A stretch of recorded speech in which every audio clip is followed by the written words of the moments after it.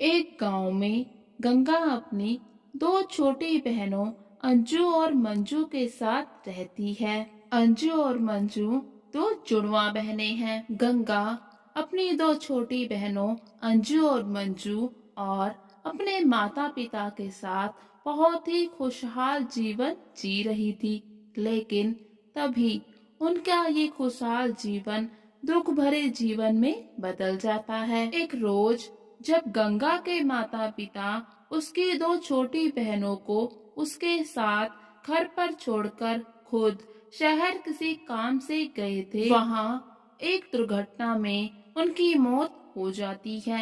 अब बड़ी बहन गंगा के सर पर छोटी छोटी बहनों की जिम्मेदारी आ जाती है। गंगा बिल्कुल माँ बनकर दोनों बहनों का ध्यान रखती है। गंगा बहुत मेहनत करती है और पैसे कमाती है, जिससे उसका और उसकी बहनों का गुजारा होता है। माता पिता के मरने के बाद गंगा की पढ़ाई लिखाई भी छूट जाती है, जिसकी वजह से उसे कोई अच्छा काम भी नहीं मिलता। इसीलिए गंगा घर घर जाकर लकड़ियां छोड़ने का काम करती है, जिससे जितनी भी कमाई होती है वो अपनी बहनों पर खर्च कर देती है। बहनें भी गंगा को बिल्कुल माँ जैसा प्यार करती हैं। गंगा जिस तरह से अपनी बहनों का पालन पोषण कर रही है, उसे देखकर आस पड़ोस के लोग उसकी खूब सराहना करते हैं। ऐसे ही हंसते खेलते तीनों बहनों का समय गुजरता है। थोड़ा वक्त बीत जाता है। बहनें अपना दुख भूल जाती हैं और जीवन में आगे बढ़ने लगती हैं। और फिर एक रोज जब गंगा नदी किनारे पानी लेने जाती है, तो वहाँ पर उसकी मुलाकात एक नवयुवक से होती है। दोनों में बातचीत शुरू हो जाती है। नवयुवक उसे बताता है कि वो पास के ही गांव में रहता है। उसका नाम गोपाल है। गंगा भी उसे अपनी सारी दास्तां सुनाती है कि कैसे एक दुर्घटना में उसके माता पिता चल बसे, जिसके बाद दो छोटी बहनों की जिम्मेदारी उसके ऊपर आ गई और बस तभी से वो ऐसे ही छोटे छोटे काम करके अपने घर का गुजारा करती है। गोपाल गंगा की कहानी सुनकर उससे बहुत ज्यादा प्रभावित होता है। उसके दिल में गंगा की जगह अब और भी ज्यादा गहरी हो गई है। वो सोचने लगता है कितनी महान है ये लड़की, जिसने अपना पूरा जीवन अपनी छोटी बहनों के लिए कुर्बान कर दिया। ऐसी लड़की जिस घर में भी बहू बनकर जाएगी, उस घर का वंश बहुत उजागर होगा। गोपाल मन ही मन में गंगा को पसंद करने लग जाता है। फिर गोपाल घर जाकर अपनी माँ को गंगा के बारे में बताता है कि कैसे माता पिता के जाने के बाद उसने अपनी बहनों का साथ नहीं छोड़ा, बल्कि उनके लिए अपना ही जीवन कुर्बान कर लिया। तो फिर गोपाल की माँ कहती है, मैं जानती हूँ तुम्हारी काकी ने मुझे किसी गंगा नाम की लड़की के बारे में बताया था, जो कि उन्हीं के गांव में रहती है, जिसकी तुम बात कर रहे हो। तुम्हारी काकी भी यही कहती है कि गंगा बहुत ही मेहनती, बहुत ही साफ और सच्चे दिल की लड़की है, जिसे रिश्तों की कद्र है। वो जानती है कि रिश्ते कैसे निभाए जाते हैं। गोपाल अपनी माँ से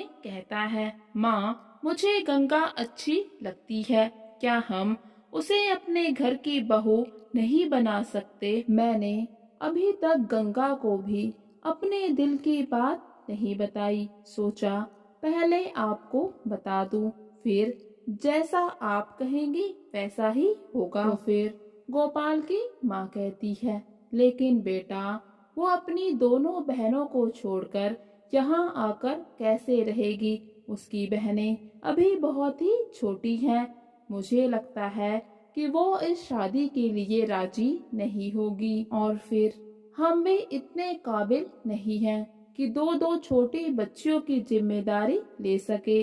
बेटियों की जिम्मेदारी निभाना इतना आसान नहीं होता, लेकिन गोपाल नहीं मानता। वो जिद पर अड़ जाता है कि वो गंगा से ही शादी करेगा और फिर गोपाल की माँ को उसकी जिद के आगे झुकना ही पड़ता है। और फिर गोपाल की माँ गंगा के पास जाती है, उसे शादी का प्रस्ताव देती है, जिसे सुनकर गंगा बहुत ही हैरान रह जाती है। गंगा जब एकदम से शादी के बारे में सुनती है तो उसको कुछ भी समझ में नहीं आता कि वो क्या बोले। फिर गोपाल की माँ गंगा को कहती है, देखो गंगा बेटा, मैं जानती हूँ कि तुम मेरी बात से बहुत ही असहज महसूस कर रही हो, लेकिन बेटा देखो, तुम्हारे सामने तुम्हारा सारा जीवन पड़ा है।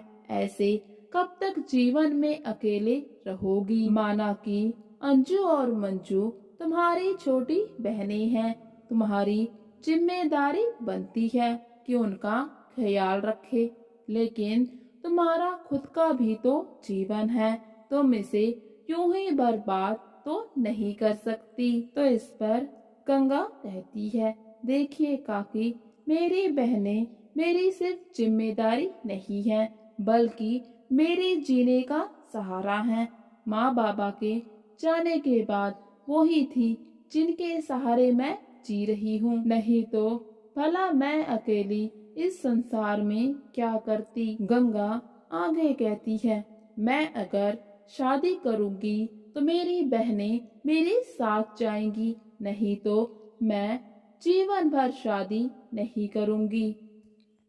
लेकिन गोपाल की माँ इन सभी चीजों के लिए राजी नहीं होती। वो कहती हैं, देखो गंगा, अगर तुम मेरे घर की बहू बनोगी तो तुम्हारी बहनों को तुम्हारी काकी के घर जाना होगा। मुझे तुम्हारी बहनें दहेज में नहीं चाहिए। गंगा भी कह देती है, तो मुझे भी आपके घर में बहू बन के आने का कोई शौक नहीं है, आप जा सकती हैं। गोपाल की माँ घर आती है, जहाँ पर गोपाल बड़ी बेसब्री से उनकी राह देख रहा होता है कि आज उसकी माँ उसका रिश्ता गंगा के साथ पक्का करके आएंगी। गोपाल अपनी माँ को बहुत समझाता है कि वो अंजू और मंजू को अपने घर में रखने को राजी हो जाए, ताकि गंगा की शादी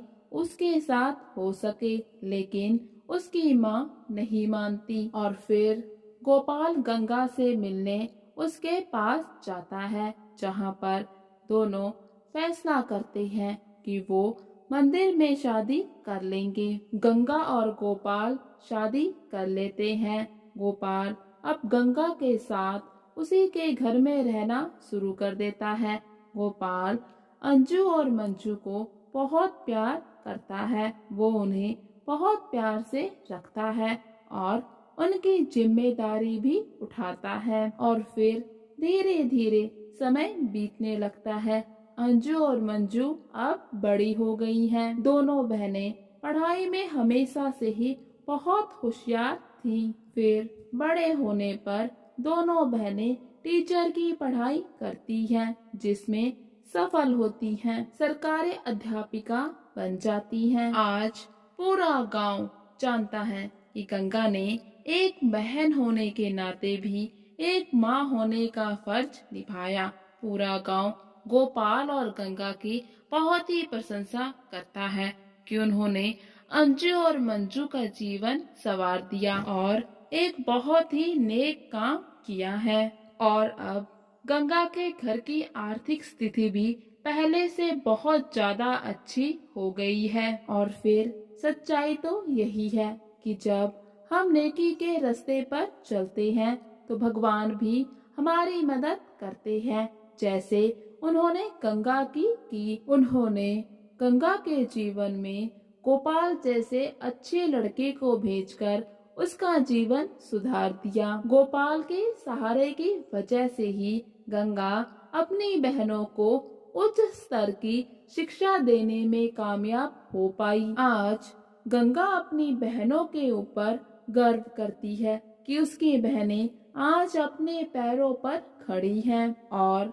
वो गोपाल का भी शुक्रिया अदा करती है कि वो उसके जीवन में आया, उसके दुखों को उसने अपना दुख समझा और हर मुसीबत में उसका साथ दिया।